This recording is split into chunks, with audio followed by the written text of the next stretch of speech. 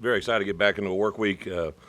Last week we maximized it from a staff standpoint, just really just recruiting on the front end of the week, player development during the middle of the week. Got some of our ones, some valuable time kind of just getting recovery. Nobody was really obviously out of it. You guys know our player health standpoint, so we're really excited to get those guys a little bit of rest. Worked a lot of our twos, a lot of our Devo guys.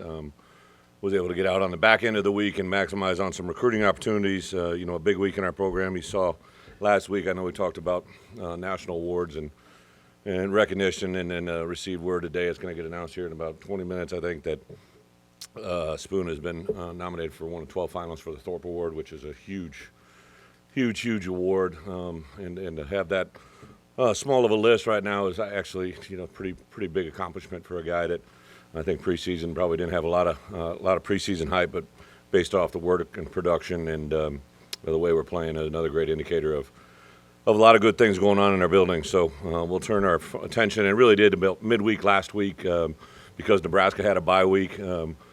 Allowed us really to get done that same day that we got done, knowing there wasn't going to be any more film added. So we were able to jump into Nebraska last week. But to be noted, obviously a team that's been 2-2 since transition. I think Coach Joseph, because he played there, he definitely had a huge impact on kind of just what's happened since that transition. I noticed a difference on offense, defense, and really even on special teams, the way they're playing the game, the way they're, especially at home, which we're going into. They were able to beat an Indiana team by 2 scores, something we weren't able to do. So a very talented football team, got a lot of athletic ability on the perimeter, on both offense, defense. They got big guys up front that play physical Big Ten football. So a tremendous challenge for us, and I think they're, coming out of a bye week, they did very well in that Indiana game. So all the key ingredients for us to be ready to play a really good game on Saturday. Excited for the opportunity. So go ahead. No game over the weekend, but did you feel like this weekend was a big win for Illinois football, given the landscape of how the Big Ten West played out? I get the question. I understand the point, but really we just worry about Nebraska. I think outside world always pays attention. Not to say as a head coach you don't look at things as they lay. We literally started Sunday's meeting just as we would any other game or any other week. Just look at the world of college football around you. It's fun to be in that position. A year ago I didn't really do in that, but we started doing that this year even before we really became someone that got talked about, because I wanted them to understand what was coming. Barry, about the relationship with him and Tommy. He said it was an arranged marriage that's worked out pretty well. What did you see? Great way to phrase it. Yeah, I mean, that's obviously a different dynamic. Usually it's OC bringing a quarterback, but it was obviously different timing. How have you seen them? Why does the partnership work for Well, them? I think you guys know me well enough by now to know that probably there was a lot more thought in it than the outside world, right? At some point I knew transition was going to happen, and at that point I also probably knew the direction that I was strongly leaning. There was a reason that we kind of recruited the way we did in December and put things in place. I give a lot of credit to Tommy to being open to it, because really at the time there were some people flirting with him that could have been options that maybe looked a little sexier, a little better at that time, and he just stayed the course with us. I think his dad was a tremendous impact. His mom and dad both, I think he relies on them quite a bit, and when I went in there, I think they realized the sincerity and the honesty and the approach and what I thought we could deliver. So there's just a lot of positives that I think showed faith, Tommy and us, before it was real, which I think is why now, when things begin to happen, it's probably ingrained that even more. And to be quite honest, when there was a bump in the road, his faith, his trust, like all of his comments that he keeps saying to you guys were, I know what we're doing, I know how it's working. He works with Barry on a daily basis and those other guys around him. So, a lot of positives. Did I think it would work with Barry? I did, yeah. Barry, as you guys have gotten to know, is a very sarcastic, dry, a very unique personality. I think even our staff took a while to kind of get used to this guy that's pretty guided in his approach. I don't know how much we've mic'd him up, but he really is a very funny person, and very. He also, brings back a lot of things on him, which I think is an awesome thing to do. And his wife Janelle would be the first to point out that she has a tremendous influence on him and the things he does on a daily basis. So I'm not surprised. I've been around Barry before. I've made this comment several times. I named him the punt team coordinator back in the day because I knew he had a coordinator voice, and I wanted to see it, and I wanted to help build it. And then obviously what you see today is a byproduct of that. With the success you've had on the field, is the recruiting operation kind of operating in a different space now? Well, twofold. So when we entered the season, we knew we had somewhere 14 to 16 guys that were for sure going to be done, right? There's a couple guys out there that are in that Pouch to Marquez world that, could or could not materialize, but we knew that we were looking at a number of 15 guys, probably to 16, that were going to be out of the program, right? Then we got another list of probably 13 guys that, have the opportunity to play another year. We have a certain number of guys that are playing extremely well that may have the opportunity to play in the NFL quicker than maybe others had expected. So because of that, that's opened up the door that we're probably going to have a few more roster spots than we were normally planning on. So that's opened up a few more doors, and then just our popularity, definitely. It's not out of the realm of possibility to say that, kids have seen us, what we've been able to do. I know in particular when you call a kid on the phone that maybe a year ago there was lukewarm interest, and now it's like, Coach, I watched you guys. Coach, I saw this. Coach, I seen this, right? I saw what award that guys are nominated for, and those all definitely step in the right direction.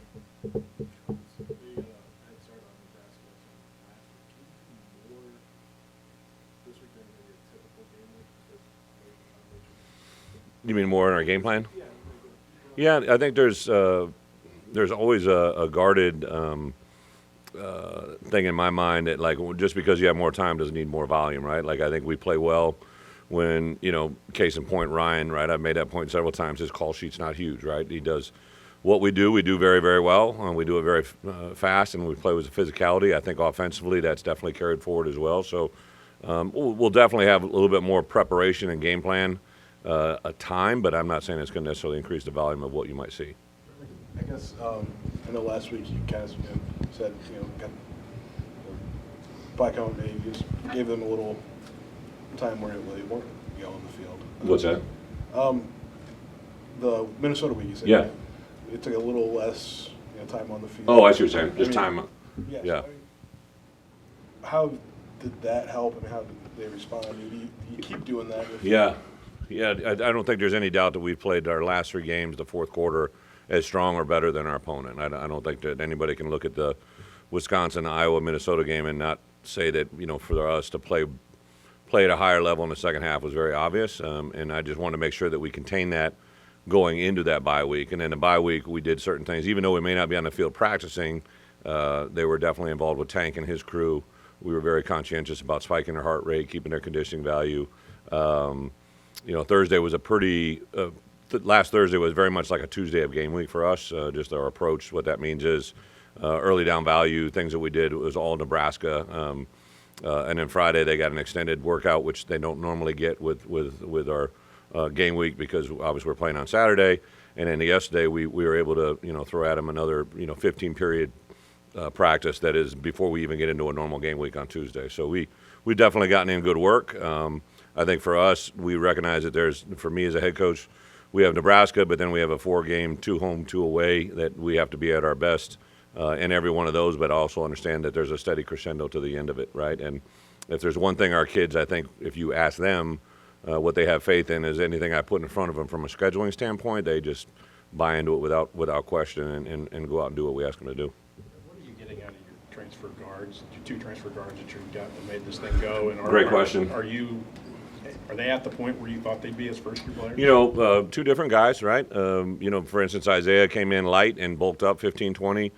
Zai came in a little heavy and trimmed down 15-20.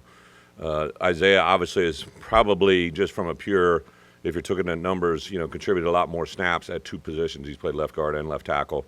But Zai is playing his best football by far in the last couple games.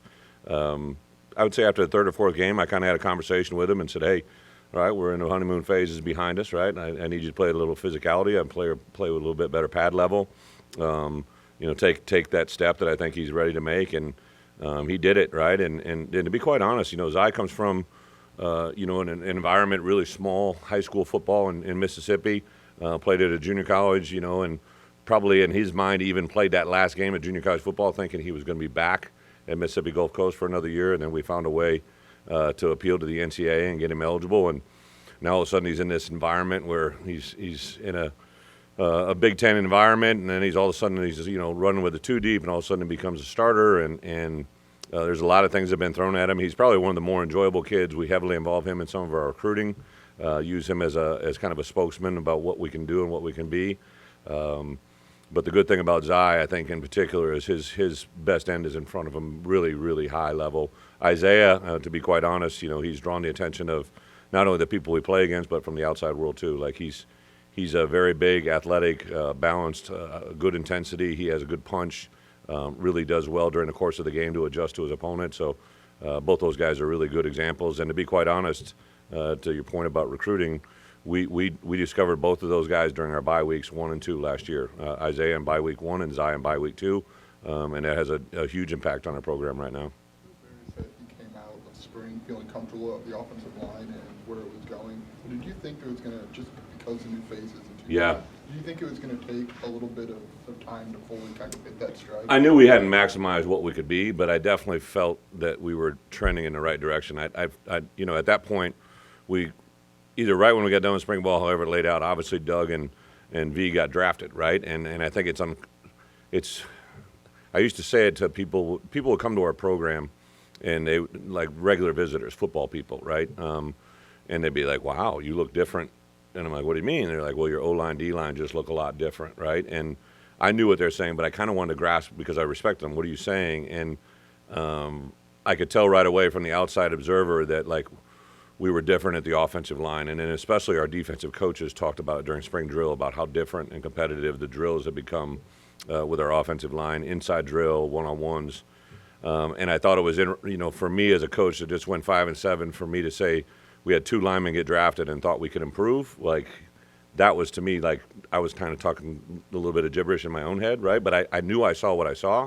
And then when we got into fall camp, when Julian Pearl went through an entire summer, when Palcho reshaped his body, when Pilstrom continued to grow at the center position, and then really the 3 guards. I bring it up all the time. Jordan Slaughter's value is worth its weight in gold. He's the best 6 man in football or basketball that I've ever seen, right? So like he really brings a lot of really good value that allows us to sub in Zai a little bit, and as well as other positions. So yeah, I could see it trending that way. I've seen this rodeo before. I just needed to see it firsthand. Some of the television commentators the week were remarking how consistent your team has played. How much have they played like they've practiced? Good point. We say, I've said this, I told this to my staff the first time we ever got together, and I've said it to our players, right?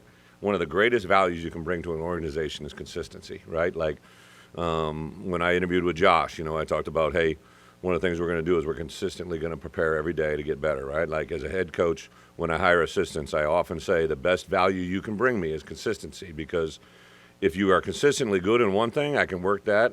But if you're consistently not good in some area, I know how to compensate that, right? Or I know how to drive you to be better. So sometimes consistency is two-edged, right? Everybody wants it to be great, but also you can protect the things that you don't do well, right? And that's probably the key that offensively, defensively, and special teams, our coaches have done a really good job. We're maximizing and being consistent at things we do well, and we're persistently trying to stay away from the things we don't do well, because those will get better with time. And then I literally just had this conversation with our team during the bye week, right? Everybody, and I showed examples of media and opposing coaches, people that we play against. I put media quotes from our opponents all the time up to our team, because that's the greatest indicator of what people think of you. And one of the things I said is consistency is a really great thing when you talk about success, but it has an evil cousin called complacency that can bring you failure, right? And that's the driving edge right now, is to keep complacency out of our business, out of our building, offensively, defensively, special teams, and especially the coaching staff as well. Has Josh McCray added the offense that maybe you didn't have before without him? Well, Josh is just another quality back, right? And I'm not, implying that we didn't. Chase Hayden and obviously Reggie have done a really good job, but we kind of got the double whammy there last week. Both those guys they had prepped all along as our number 2 and number 3, and we lost them very quickly in that game. Reggie went out in the first quarter, and then Chase had a contusion on his hand that limited his ability to grip. So both those guys are cleared now, but it really quickly turned on us on that game. So to have him hopefully in the value of what he brings this week, but also, Aiden Lawfrey probably just had one of his better weeks of practice as well. So I'm excited to see where that running back room goes. Come in, and say you look different on the line? What do they mean? Like, is it physicality, confidence, scheme? Like, Probably the big three: size, ability, and results. Right? Like we definitely got. It's not a shock, right? Zion and Isaiah are considerably bigger than our guards from a year ago. I think it was right here, right, when you guys started a little propaganda campaign, what I said about our offensive line, right? Like there was really, it was just stating the obvious, right? Like I think we needed to have length and size and to quickly put two guards that come in at 6'4" plus. They have 6'7" length. They have great lead and power in their lower body, and it just changes the dynamic of the room. Pouchel and Pearl had been here, right? But I thought those guys could be anchors on the outside edge. I thought we could have some value inside, and now some of those other guys are really starting to bring it along as well. You mentioned people outside showing interest in your guys. Is that the good problem you want to have in your program? It's a great problem. I think one of the advantages that I didn't really think about when I had it rolling at Wisco, we went to Wisconsin, Arkansas, and obviously didn't have success my first year, but went to 3 straight bowl games. One of the things that I kind of evaluated after my tenure there was, I lost 3 guys to the draft a year earlier than I thought. And when you start talking about a roster that has good players, right, you expect those good players to finish, right? Or I understand leaving early for a second round or a first round grade, but had some guys leave that didn't leave in that capacity.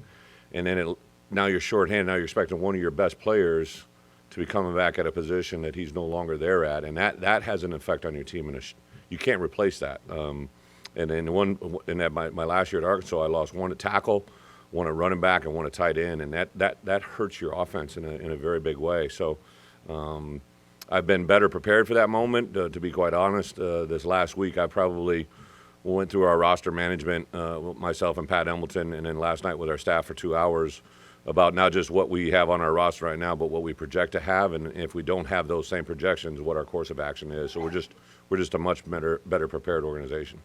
What's been your experience coaching in Lincoln? I mean, obviously you coached against this team quite a bit. What makes it a difficult place to play? Yeah, so my first experience, I was an assistant at Iowa. We had a home-and-home series against Nebraska back in the day before there was ever, this new conference realignment. It was strictly just a home-and-home against a Nebraska opponent. And I remember going over there and getting the cheers running on the field, right? And then they cheered louder when you left because you lost. But then my next experience, I was at Nebraska. I was at Kansas State, and we went there, and we actually had success and won there. And I think it was the first time Kansas State had been to New Lincoln and beat them there, and it was like 30, 40 years, whatever it was. And then the next year they came to our place, and we did it again, right? So I really enjoyed the tenacity of the environment we played in, and then actually that was the last time I was there because we didn't play them during my tenure at Wisconsin at their place. So it's a great environment, very comparable in my mind. It's kind of like some of your Big Ten venues. It's a very vertical stadium, a lot of people, very interactive crowd, and one that I'm excited to let our guys play. Do you expect like a snap count for him on Saturday? Or like how Well, yeah. When we were coming back from this, we've been very guided about how much we've let him do and where we're at. We practiced a little bit yesterday, but a lot of what we see on Saturday will be a byproduct of what we see today, tomorrow, Wednesday, and Thursday to get to Saturday. I do, but it's not a guaranteed right now.